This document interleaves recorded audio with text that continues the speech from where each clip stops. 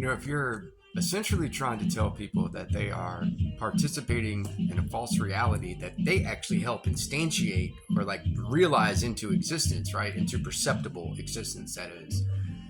And that the very way that every single one perceiving this right now knows how to use their mind is a prescribed way, okay? It's a very fixed and finite and rigid perspective and point of view where you only know how to consider things from the way you've been indoctrinated into. And I'm trying to tell you, it was something that did happen, but it was done to you, right? It was done to all of us. Where do you start?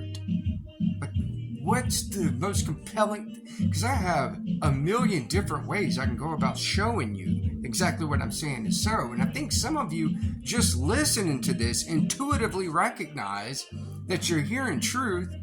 You're probably not able to process it all or make sense of it necessarily or turn it into a sensible matter, so to speak. But what I'm saying is true, man. And it'll keep coming to me. I'll know what to say. Because I keep giving examples, man. Like, it's just going to be these random little artifacts. But take the idea of a contract.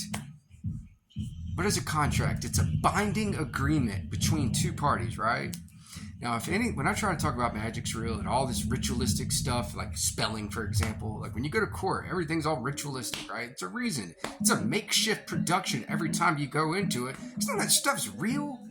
And I mean that so fundamentally and so objectively. Those of you, I know some of your minds have been reduced to the points where, you think because there's a courtroom and because this stuff's there, that of course it's just bear with me for now. Sorry.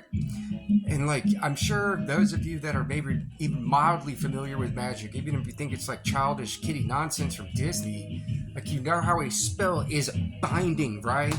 What happens in a contract if one word isn't appropriately used or where it's supposed to be, right? The contract is null and void, right? It's no longer a binding agreement because the spelling of it isn't appropriate, and therefore the magic can't do what it needs to do, right?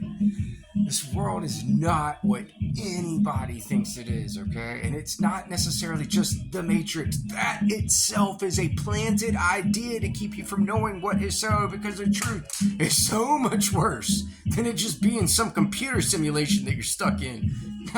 And that's way too simple of an answer for what it is I have to share with everyone, okay? We're gonna get there. Love you guys.